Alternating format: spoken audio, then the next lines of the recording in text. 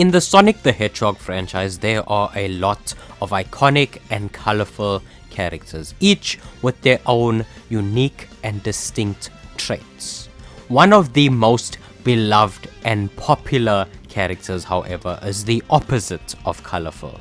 In fact, he is quite dark, literally and figuratively. That character is Shadow the Hedgehog. Join us today as we dive into the history of the ultimate lifeform and discuss his highs and lows with controversies and inconsistencies and more, talking about his character traits and his personality and presentation and background, going from his first ever appearance to having his own solo game to fading into the background and then reaching prominence again. This is the rise, fall, and the redemption of Shadow the Hedgehog. Please make sure you like and subscribe to support this channel, and if you want to see more videos like this, it really helps us out. Now let's chaos blast our way into becoming ultimate life forms.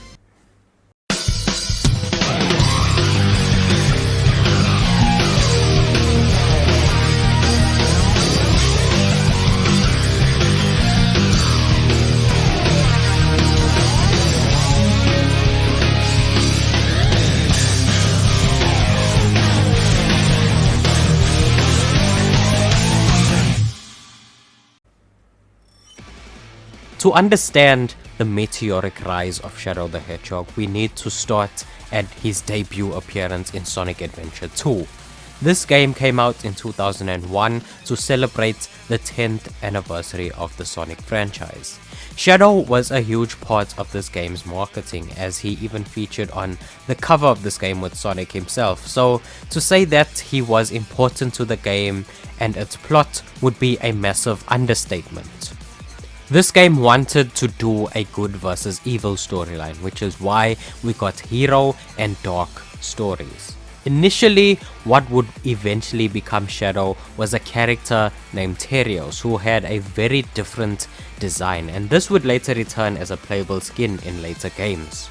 He was meant to kind of be a doppelganger or a reflection of Sonic in a way. Eventually though, this idea blossomed and expanded and became what we eventually would know as Shadow the Hedgehog. It is in this game where we get fully acquainted with Shadow. It is in this game where his glorious feud with Sonic starts, the birth of a rivalry. Shadow is playable in the Dark story. After being freed by Dr. Eggman after being left in stasis for about 50 years, we learn a lot about Shadow as the game progresses. We know that he is the world's ultimate life form, and we see him demonstrate the ultimate power of chaos control. We learn the dark truth about Project Shadow and how it helped and how it led to the demise of Professor Gerald and Maria Robotnik, and also Shadow's misguided plan for revenge. If you would like to see more about these characters and this plot point, I suggest checking out the character background videos I did for Maria and Gerald.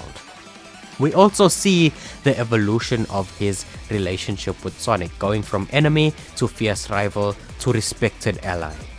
After coming to his senses and realizing Maria's wish was for hope and not vengeance, thanks to Amy Rose, Super Shadow and Super Sonic team up to face the Bio-Lizard final hazard, and they save the planet from the Ark crashing into it. Shadow, however, is seemingly lost in this battle and lost his life in the process. That was at least until regret this, Doctor. Even if I'm not real, I'm still the ultimate life form, Shadow the Hedgehog. 2003's Sonic Heroes saw the return of Shadow the Hedgehog. Although Shadow was written off at the end of Adventure 2, he became such a massive hit that Sega and Sonic team just had to bring him back because he was so immensely popular. So he returns in Sonic Heroes, where he is found in a secret base of Dr. Eggman, found by Rouge the Bat, who was shocked to see him still alive. But the way the game handles the return of Shadow the Hedgehog is that they make it very ambiguous as to if this is the real, legit Shadow himself or a copy of him. So Shadow has amnesia in this game. Rouge wants to find Eggman's secret treasure, and they join up with newcomer E123 Omega, a powerful Eggman robot who hates Eggman, and they pursue him together as the newly formed Team Dark. As you progress through the story of Team Dark, Shadow will often question his memory and authenticity. We even come across the Shadow androids, which are robot clones that cause him to wonder if he's just like them too. Nonetheless though, he eventually regains his fighting spirit, proclaiming himself still the ultimate life form even if he is not real. And he eventually helps Sonic buy time for the final fight. The android saga isn't resolved though, and it carries over into the next game, which is... Where's that damn fourth Chaos Emerald? This is the game that, in many fans' eyes, ruined the reputation of Shadow's character. The whole idea of this game was to cater to older fans because Sonic fans were getting older and the world of gaming was changing.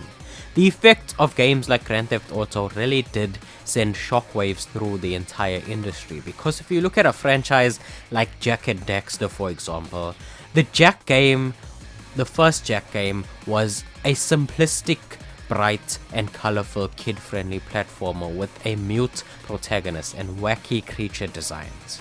Then Grand Theft Auto 3 dropped, and it had such a massive effect on the gaming industry that everything that came out around that time tried to replicate and take inspiration from it. The second Jak and Daxter game made some drastic changes. It became dark and gritty. The mute protagonist now spoke and was vengeful and filled with rage. No longer a hero but an anti-hero instead. Character designs became more scary and characters cursed more. But most importantly, there were guns. Lots and lots of guns.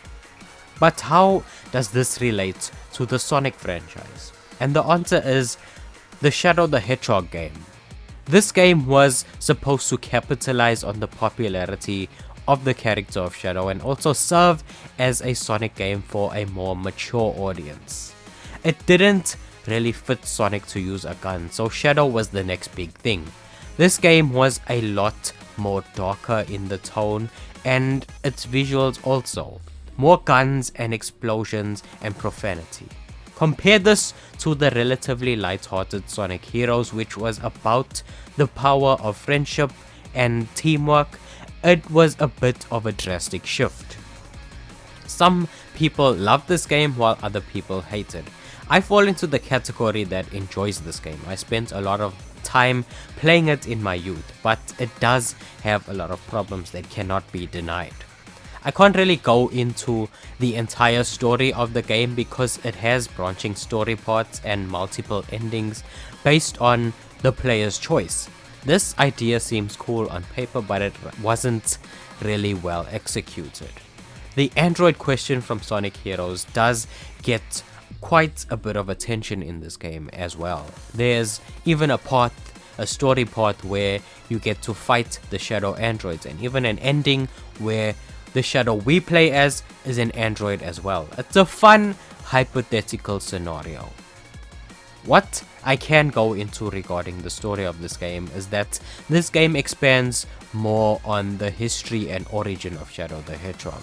We get introduced to the mysterious Black Arms aliens with their leader Black Doom, who is so dangerous that even Sonic and Eggman cooperates against him, along with the military.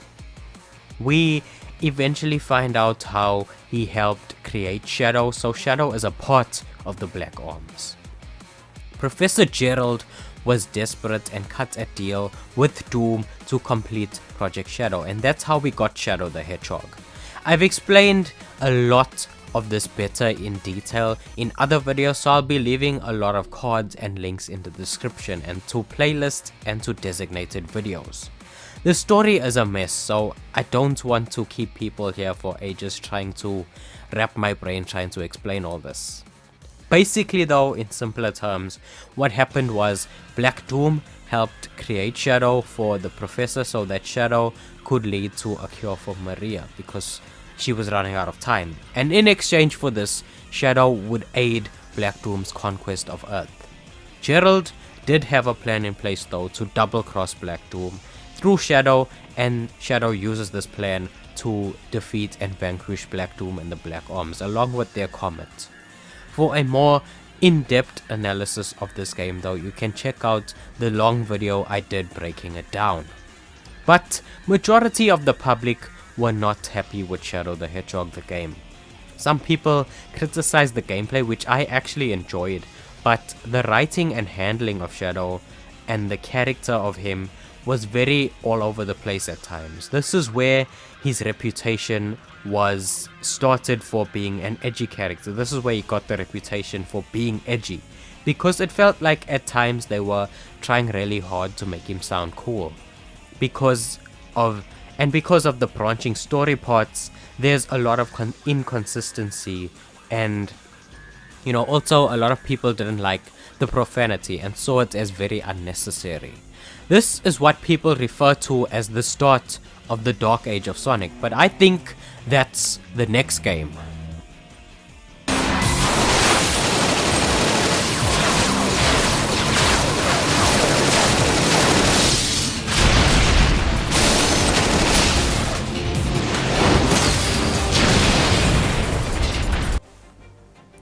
While I personally am not a fan of Sonic the Hedgehog 2006, and Sonic 06 is probably the worst Sonic game out there, Shadow actually probably is the best part of that game.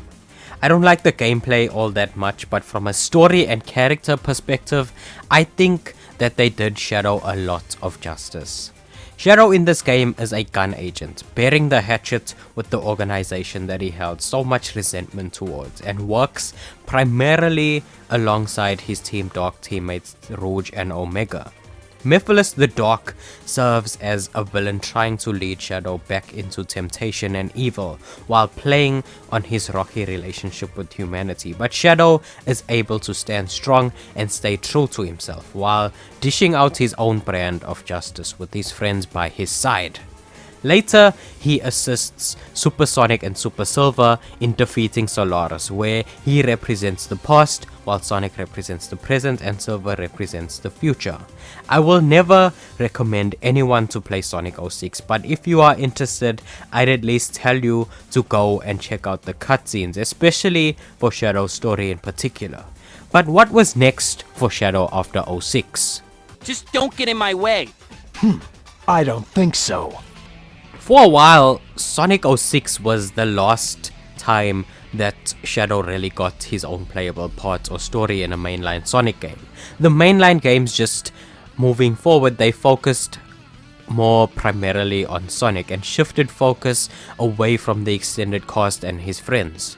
Shadow did still make appearances here and there in games, but it was more like cameos in most cases.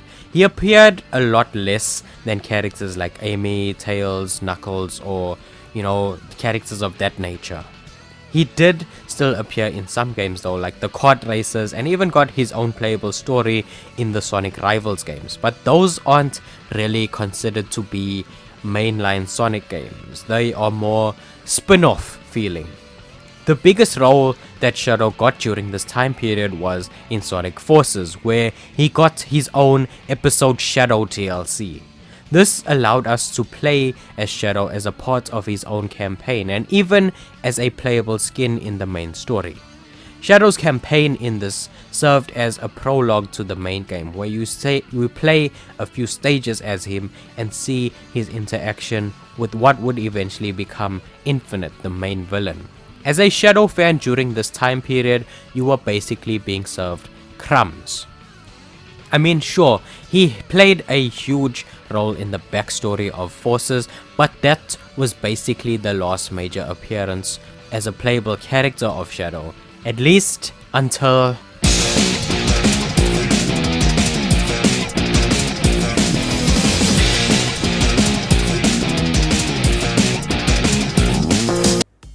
After the build-up and critical success of Sonic Frontiers in 2022, there was a lot of people who hoped Shadow was going to be in the game, and the demand for Shadow-related content increased heavily around this time. And also take into account that we had the movies, and the second movie had a post-credit scene of Project Shadow being awakened. The Sonic franchise was experiencing a renaissance. We even got the animated show called Sonic Prime. So all of this led to 2024, coined as the year of Shadow. This entire year was going to focus all in on Shadow, go all in with the marketing on the character of Shadow the Hedgehog. Sega and Sonic team saw the love and demand for Shadow and realized that he's still really popular, so they just, they went all in. Shadow played a major role in the latter part of the Sonic Prime show with a lot of standout moments.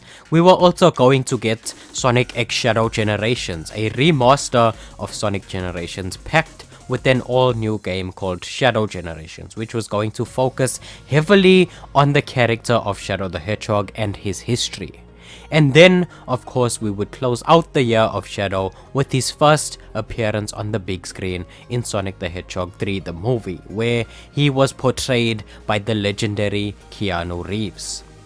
Shadow got an insane amount of marketing and promotion during this year, so it was very amazing to witness. Sonic X Shadow Generations Dark Beginnings were short anime-style episodes designed to serve as prequels to the game and build more hype and excitement to it, and it was done perfectly. These animations were absolutely incredible. The writing, the fight scenes, the voice acting and visuals, everything was on point. People even called for a full series in this style. That's how good it was. There was a lot of merchandise and ads promoting the movie heavily as well. Shadow Generations ended up being critically acclaimed, getting near perfect scores from fans and critics all across the board. People heavily praised its gameplay and narrative, and it was a walk down memory lane where Shadow goes through a lot of familiar stages and fights against familiar foes, but with some new powers and abilities. Sonic the Hedgehog 3, the movie, on the other hand, was a major box office success and beloved by everyone. It retold the story of Sonic Adventure 2, but in its own unique way, and it was very heartfelt. The year of Shadow was a monumental success. Shadow the Hedgehog is back. You can now argue that he is bigger and more popular than Sonic himself. All that promotion and marketing and attention showed that this character was special and he still had plenty of mileage. We even got a playable stage in Shadow Generations to promote the movie where you cross over into the movie universe, and the characters even voiced by Keanu Reeves himself. As a longtime fan of Shadow the Hedgehog, seeing my favorite Sonic character get the love and treatment he deserves was so satisfying.